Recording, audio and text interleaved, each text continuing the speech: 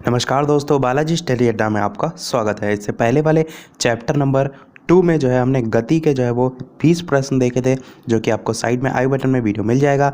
Complete playlist video के description link में मिल जाएगी, जहां पर आपको उससे पहले के चैप्टर दैनिक जीवन में विज्ञान और कंप्लीट प्लेलिस्ट जो है वो विज्ञान की, वहाँ से आप देख सकते हैं।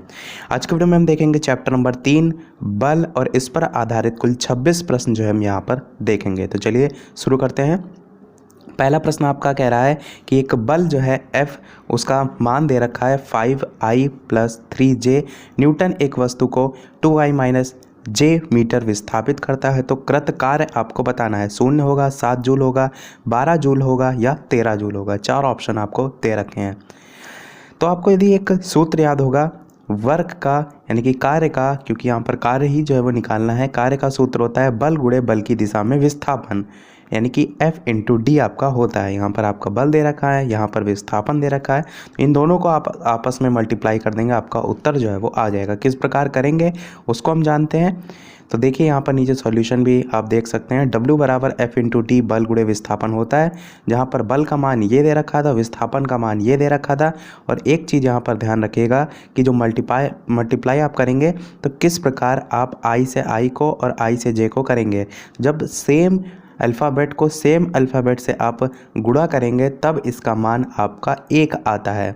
और जब अपोजिट होता है, जैसे I को आप K से गुणा कर रहे हैं या I को J से गुणा कर रहे हैं, तो इसका मान जो है वो 0 आता है। तो इस आधार पर आप इस 5I से पहले इन दोनों को गुणा करेंगे, फिर इस 3J से इन दोनों को गुणा करेंगे।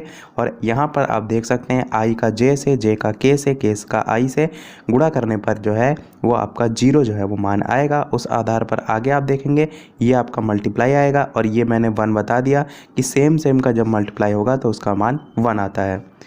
तो यहाँ पर आप देख सकते हैं I है, तो यानी 1 होगा, इसलिए 10 का 10 ही रहेगा।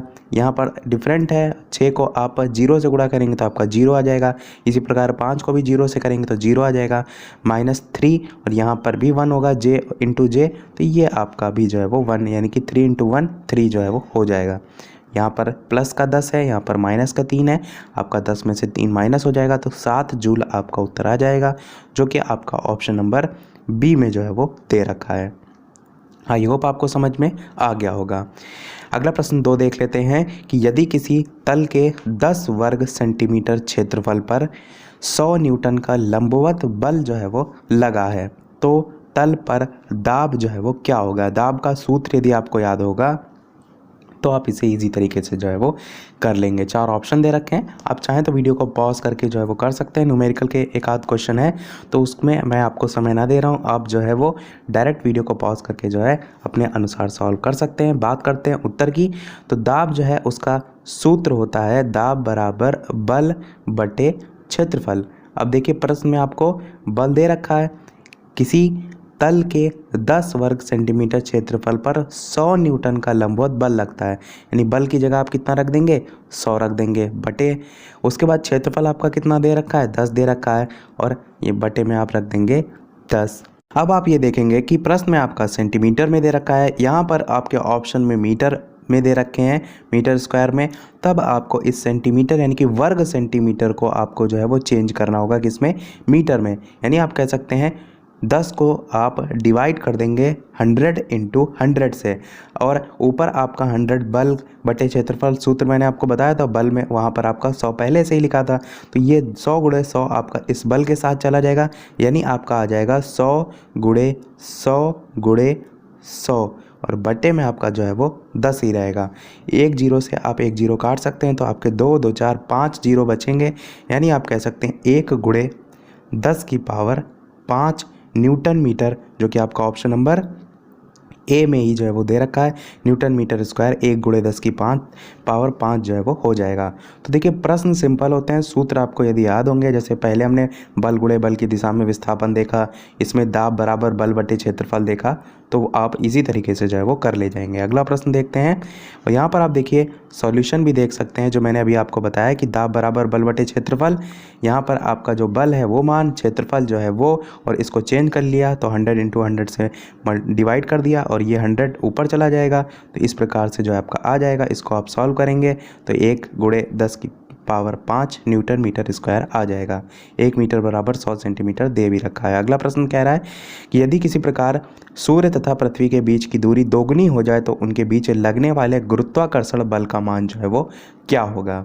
तो 4 ऑप्शन दे रखे हैं, आपको बताना है इन चारों में से कौन सा सही होगा। इसका जो डेरिवेशन होता है वो जो गुरुत्वाकर्षण बल है उसका जो सूत्र होता है Gme m1 m2 upon are square, उससे जो है वो होता है। परंतु यहाँ पर हम डेरिवेशन ना बताकर डायरेक्ट उत्तर की बात करें तो किसी भी प्रकार सूर्य और जो पृथ्वी है उसके बीच की जो दूरी है वो दोगुनी हो जाए तो उनके बीच लगने वाला जो गुरुत्वाकर्षण बल है वो 1/4 जो है वो हो जाएगा। इसको जो है वो याद रखिएगा। ऑप्शन नंबर डी जो है वो सही हो जाएगा।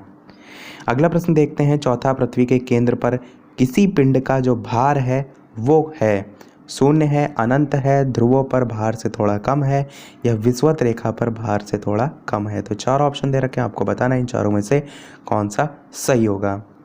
पृथ्वी के केंद्र पर जी का मान जो है वो शून्य यदि है तो उसके कारण किसी भी पिंड का जो भार है वो भी जो है वो शून्य जो है वो होता है। जबकि यदि बात करें ध्रुवों पर तो ध्रुवों पर क्या होता है, ध्रुवों पर जो जी है उसका मान, जी से तात्पर्य मेरा गुरुत्वाकर्षण बल से है, तो जी का मान जो है वो अधिकतम होने के कारण जो भार होता है वो भी सर्वाधिक होता है। यहाँ पर क्या कह रहा है, पृथ्वी के केंद्र पर किसी पिंड का भार क्या होगा, तो आप कह सकते हैं शून्य जो है वो होगा। ऑप्शन नंबर ए जो है वो हो जाएगा। अगला प्रश्न 5 देखते हैं। अगला प्रश्न 5 है, हम वायुमंडल के भार से पिचकते नहीं हैं, क्यों। हमारे शरीर के भीतर का दाब वायुमंडलीय दाब के बराबर है और ये बाहर के दाब को निरस्त कर देता है, या हमारे शरीर के भीतर का दाब वायुमंडलीय दाब की अपेक्षा अधिक है, या हमारे शरीर के भीतर का दाब वायुमंडलीय दाब की अपेक्षा अधिक है और बाहर के दाब को निरस्त कर देता है, या चौथा ऑप्शन है हमारे शरीर के जो भीतर का दाब है वो वायुमंडलीय दाब की अपेक्षा कम है। तो कौन सा सही होगा, अब तक आपने सोच लिया होगा तो सही होगा ऑप्शन नंबर सी।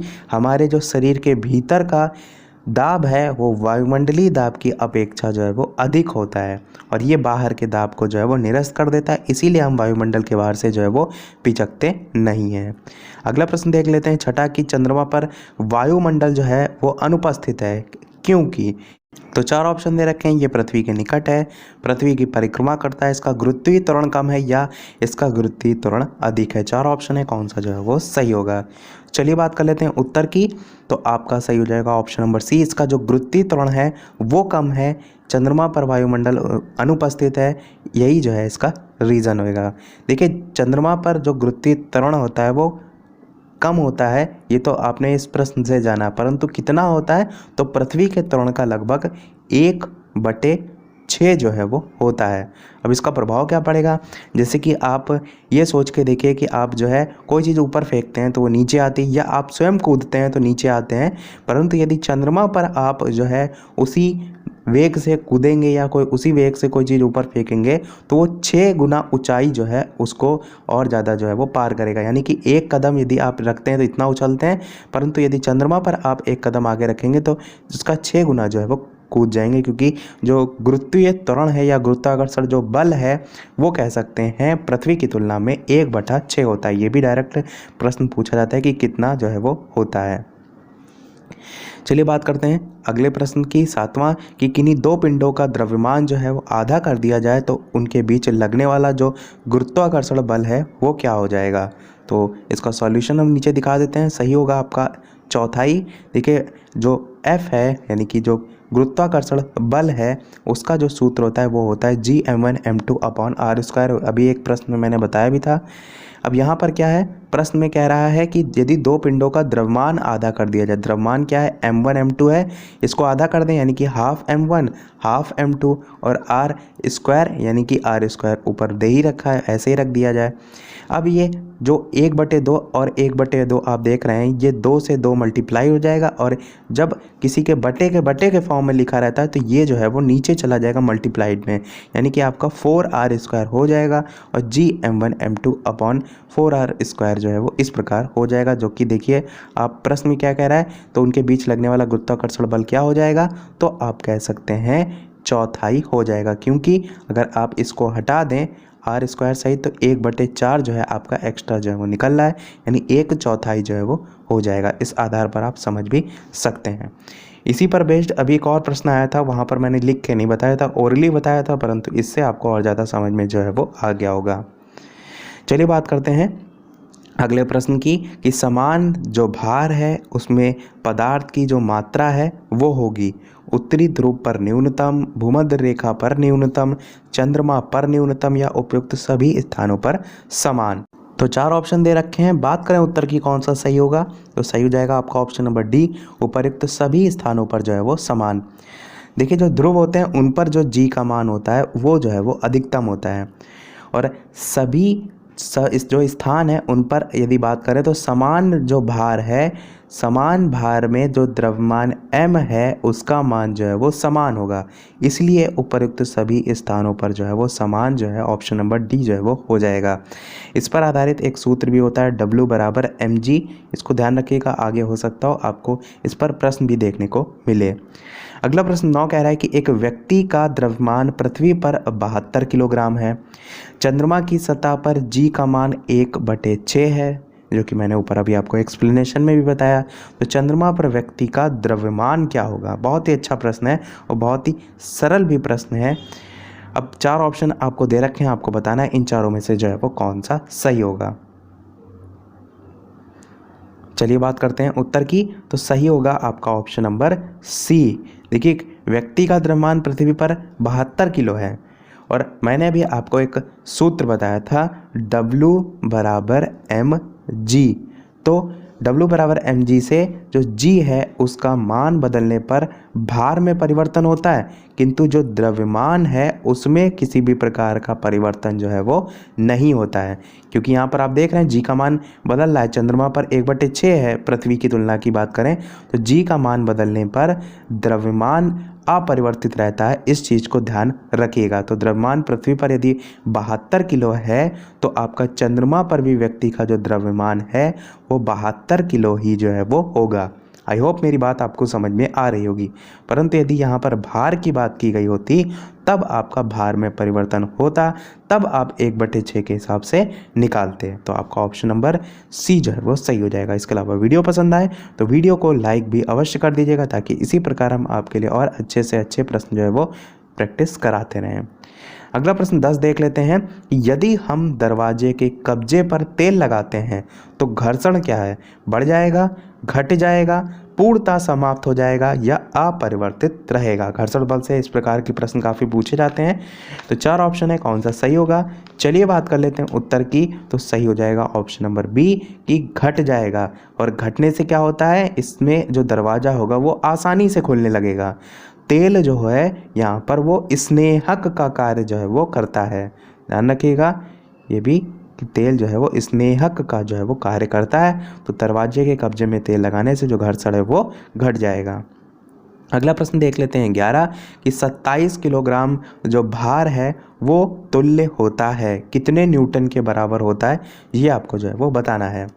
देखिए W बराबर mg से अभी तक आपने थ्योरी समझी, पर यहाँ पर प्रश्न ही पूछ लिया गया है कि 27 किलोग्राम भार जो है वो तुल्य होता है, किसके होता है, ये आपको बताना है। चलिए बात करते हैं उत्तर की, तो आप यहाँ पर सूत्र लगा देंगे W बराबर mg। m का मान आपको दे रखा है 27 और g का मान आप सभी जानते हैं, g यानी कि गुरुत्वाकर्षण बल 9.8 होता है। एक चीज़ और ध्यान रखिएगा कि प्रश्न में यदि आपको 10 दे रखा है, बहुत से ऐसे प्रश्न होते हैं जिनमें ब्रैकेट में लिखा रहता है g का मान जो है वो 10, तो वहाँ पर आपको 10 ही रखना है। तो 27 को 9.8 से गुणा करेंगे तो आपका 264.6 न्यूटन जो है आपका आ जाएगा, जो देखिए आपका ऑप्शन नंबर सी में जो है वो दे रखा है 264.6। अगला प्रश्न देख लेते हैं 12वां कि लिफ्ट में एक लड़के का आभासी भार उसके वास्तविक भार से अधिक होता है। जब लिफ्ट जा रही है एक नियत वेग से नीचे जा रही है तब ऐसा उसे लगता है, या ऊपर जा रही तब एक नियत त्वरण से नीचे की ओर या एक नियत त्वरण से ऊपर की ओर। तो वेग त्वरण नीचे ऊपर इसका ही जो है वो डिफरेंस है। तो चलिए बात करते हैं उत्तर की, सही होगा आपका ऑप्शन नंबर डी। जब निश्चित त्वरण से जो लिफ्ट है वो ऊपर की ओर जो है वो जा रही होती है तो लड़के का जो आभासी भार है उसके वास्तविक भार से अधिक लगता है, ध्यान रखिएगा। अगला प्रश्न देखते हैं 13वां कि स्टीयरिंग में फ्री प्ले जो है किस कारण आती है। स्टीयरिंग के ढीले होने के कारण, टायरों के घिसने के कारण, स्टीयरिंग के हार्ड होने के कारण या उपयुक्त में से कोई नहीं। सबसे पहले ये जानिए कि फ्री प्ले होता क्या है। तो स्टीयरिंग जो कार की होती है, आप घुमाएं तो क्या वो हो कि गाड़ी के मुड़ने पर उस पर कोई प्रभाव ना पड़े, वो जो है वो पूरी घूमती जाए, उससे घुमाने पर गाड़ी जो है आपकी जो है वो ना मूव करे या ना जो है वो घूमे। तो आप कह सकते हैं इस प्रकार की जो कारण होता है वो जो है वो स्टीयरिंग के ढीले होने के कारण जो है वो होता है। ऑप्शन नंबर ए जो है आपका हो जाएगा। अगला प्रश्न देखते हैं कि जी का मान न्यूनतम होता है। ये तो मैंने अभी आपको बताया था, विषुवत रेखा पर, उत्तरी ध्रुव पर, दक्षिणी ध्रुव पर या इनमें से कोई नहीं। 4 ऑप्शन दे रखे हैं, आपको बताना है कौन सा जो है वो सही होगा। चलिए बात करते हैं उत्तर की। सही हो जाएगा आपका ऑप्शन नंबर ए, विषुवत रेखा पर जो है वो जी का मान यानी कि गुरुत्वाकर्षण का मान सबसे कम जो है वो होता है, जबकि जो ध्रुव होते हैं उन पर जो है गुरुत्वाकर्षण का मान सबसे अधिक होता है। दोनों ही ध्यान रखिएगा, हो सकता हो आपसे ध्रुवों पर अलग से जो है वो पूछ लिया जाए। ध्रुवों पर जी का मान सर्वाधिक होता है, जबकि विषुवत रेखा पर जो जी है उसका मान जो है वो सबसे कम होता है। और जो व्यक्ति का भार है इसीलिए ध्रुवों पर जो है वो अधिक होता है, जबकि विषुवत रेखा पर जो है वो कम होता है। चलिए बात करते हैं अगले प्रश्न की। अगला प्रश्न कह रहा है कि नींबू निचोड़ने की मशीन जो है वो है, और ये प्रश्न हम आपसे पूछ रहे हैं क्योंकि आपके BTC DLED के कोर्स में भी था और आपने पढ़ा भी अवश्य होगा। तो इन चारों ऑप्शन में से कौन सा सही होगा, वीडियो के मेन कमेंट में टाइप करके अवश्य बताइएगा। प्रथम श्रेणी का उत्तोलक, द्वितीय श्रेणी का उत्तोलक, तृतीय श्रेणी का उत्तोलक या इनमें से कोई नहीं। देखिए मैं आपको हिंट के तौर पर ये भी बता देता हूँ कि इनमें से जो भी सही होगा उस प्रकार के जो उत्तोलक होते हैं उसमें आलंब और जो आयाम है उसके बीच में जो है वो भार होता है। इतना जो है मैंने डेफिनेशन ही आपको बता दी। तो ये डेफिनेशन किसकी होती है ये आपको वीडियो के मेन कमेंट में बताना है कि नींबू निचोड़ने की मशीन भी जो है उसी श्रेणी के उत्तोलक में आती है। आपको याद होगा उत्तोलक पर मैंने एक वीडियो बहुत पहले बनाया था, उसमें ट्रिक से याद करने को बताया था कि कौन से किस में जो है आलम बीच में होता है, किस में भार बीच में होता है। यदि आपने नहीं देखा है तो उत्तोलक बालाजी स्टडी अड्डा सर्च करेंगे, आपको वीडियो जो है वो मिल जाएगा, उसको अवश्य देख लीजिएगा। चलिए बात करते हैं अगले प्रश्न 16 की कि लोहे की एक छोटी जो गोली है वो पानी में डूब जाती है जबकि जहाज जलयान पानी पर तैरता है। ये सिद्धांत निम्न में से किस वैज्ञानिक के सिद्धांत पर जो है वो आधारित है। और इस टाइप के प्रश्न आपके इंटरव्यू वाइवा वगैरह जो होते हैं उनमें काफ़ी पूछा जाता है। तो 4 ऑप्शन दे रखे हैं, आपको बताना है कौन सा जो है वो सही होगा। तो बात करें उत्तर की, सही हो जाएगा आपका ऑप्शन नंबर डी, आर्किमिडीज का सिद्धांत जो है वो इसी पर बेस्ड है, या कह सकते हैं आर्किमिडीज का जो उत्प्लावन बल का सिद्धांत है वो जो है इसी पर जो है वो आधारित है। जो लोहे की एक छोटी गोली होती है उसका जो भार होता है उसके द्वारा जो हटाया गया जल होता है उसके भार से अधिक होता है, जिसके कारण क्या होता है वो जल में डूब जाती है। जबकि जो जहाज होता है उसके द्वारा हटाया गया जो जल का भार होता है वो जहाज और तथा उस पर लगाया गया जो सामान है उसके भार से अधिक हो जाता है, जिसके कारण क्या होता है जहाज जो है वो पानी पर तैरने लगता है। तो पूरी तरीके से उत्प्लावन बल की आप डेफिनेशन यहाँ पर देख पा रहे हैं कि कोई वस्तु तभी डूबती है जब उसके द्वारा जो हटाया गया जल है उसका जो भार है वो उस वस्तु से जो है वो अधिक ना हो। यदि उस वस्तु का भार अधिक होगा तो वो डूब जाएगी, यदि नहीं होगा तो वो जो है वो तैरती रहेगी। तो ये पूरी तरीके से आर्किमिडीज का सिद्धांत जो है वो होता है। अगला प्रश्न देखते हैं 17 कि किसी वस्तु का भार उस समय न्यूनतम होता है जब उसे रखा जाए उत्तरी ध्रुव पर, दक्षिणी ध्रुव पर, विषुवत रेखा पर या पृथ्वी के केंद्र पर। तो बात करें उत्तर की, सही हो जाएगा आपका ऑप्शन नंबर डी यानी कि पृथ्वी के केंद्र पर। पृथ्वी तल से नीचे या ऊपर जाने पर जो गुरुत्व का मान होता है वो कम होता है, और पृथ्वी के यदि केंद्र की बात करें तो उस पर जो गुरुत्व का मान है वो शून्य जो है वो हो जाता है, जैसे कि मैंने अभी बताया भी था। तो पृथ्वी के केंद्र पर जो वस्तु का भार है जो कि प्रश्न में पूछा गया है वो भी कहीं ना कहीं शून्य हो जाएगा। तो इसीलिए लिखा है उस समय न्यूनतम होता है जब उसे पृथ्वी के केंद्र पर जो है वो रखा जाए। इसके अलावा एक चीज़ ये भी ध्यान रखिएगा कि पृथ्वी तल जो है उस पर गुरुत्व का मान विषुवत रेखा पर निम्नतम और ध्रुवों पर अधिकतम होता है। बार बार ये चीज़ मैं आपको इसलिए बता रहा हूँ क्योंकि इससे प्रश्न काफ़ी पूछा जाता है। अगला प्रश्न 18 कह रहा है कि संवेग के परिवर्तन की दर क्या होती है, क्षेत्रफल, दबाव, बल या वेग। 4 ऑप्शन आपको दे रखे हैं, आपको बताना है कौन सा सही होगा। चलिए बात करते हैं उत्तर की। सही हो जाएगा आपका ऑप्शन नंबर सी, यानी कि संवेग के परिवर्तन की दर जो है वो बल जो है वो कहलाती है। कोई भी आप देखिए अच्छा वस्तु है जो विरामावस्था में है या कह सकते हैं गति अवस्था में है, तो जो वेग परिवर्तन होता है कहीं ना कहीं उसमें वो बल के कारण ही जो है वो संभव हो पाता है। तो आप कह सकते हैं कि समय के साथ किसी वस्तु के सापेक्ष किसी जो निकाय है उसकी स्थिति या स्थान में होने वाले जो परिवर्तन है उसको हम गति कहते हैं। परंतु किसी वस्तु की गति की दर में परिवर्तन जो है वो केवल और केवल बल के द्वारा ही जो है वो किया जा सकता है, क्योंकि बल ही वो कारक है जो किसी वस्तु को विरामावस्था से गति अवस्था में या गति अवस्था से विरामावस्था में जो है वो ला सकता है। तो उस आधार पर आप समझ सकते हैं संवेग परिवर्तन की जो दर है वो जो है वो बल हो जाएगी। अगला प्रश्न देखते हैं। 19 की ब्रेक लगाने पर वाहन को रोकने वाले बल को जो है वो क्या कहते हैं? गुरुत्वीय बल, वॉल्डर वॉल्स बल, घर्षण बल या सह संयोजक बल। 4 ऑप्शन है, कौन सा सही होगा? सही हो जाएगा आपका ऑप्शन नंबर सी। ब्रेक लगाने पर जो है चलता हुआ जो वाहन होता है उसका रुकना घर्षण बल के कारण ही जो है वो होता है, और इस बल के कारण कह सकते हैं जो पहिए होते हैं उसमें फिसलन जो है वो नहीं होता है। अगला प्रश्न 20 कह रहा है कि गुरुत्वाकर्षण जो है उसका नियम डैश को लागू होता है? किन्हीं भी दो वस्तुओं की जोड़ी, पृथ्वी और चंद्रमा, सूर्य के चारों तरफ ग्रह या पृथ्वी और पृथ्वी के ऊपर की वस्तुएं। तो 4 ऑप्शन दे रखा है, आपको बताना है कौन सा जो है वो सही होगा। चलिए बात करते हैं उत्तर की। तो सही होगा आपका पहला ऑप्शन कि किन्हीं भी दो वस्तुओं की जो जोड़ी होती है, तो गुरुत्वाकर्षण का जो नियम है उन सभी पर जो है वो निर्भर करता है। अगला प्रश्न देखते हैं 21 की किसी वस्तु का अधिकतम जो भार है वो किस स्थिति में होगा? भूमध्य रेखा, पृथ्वी की सतह पर, पृथ्वी के केंद्र पर या पृथ्वी के ध्रुवों पर। तो बात करें उत्तर की तो सही हो जाएगा आपका ऑप्शन नंबर डी कि किसी पिंड का अधिकतम भार पृथ्वी के जो ध्रुव हैं उन पर जो है वो रहता है, और जो जी है उसका मान पृथ्वी की सतह से ऊपर नीचे जाने पर घटता है, मैंने बताया, और जी का मान जो न्यूनतम होता है वो जो है वो विषुवत रेखा पर जो है वो होता है। अगला प्रश्न देखते हैं 22वां की गुरुत्वाकर्षण के संदर्भ में जो जी है उसको क्या कहा जाता है? 4 ऑप्शन दे रखे हैं, आपको बताना है कौन सा सही होगा।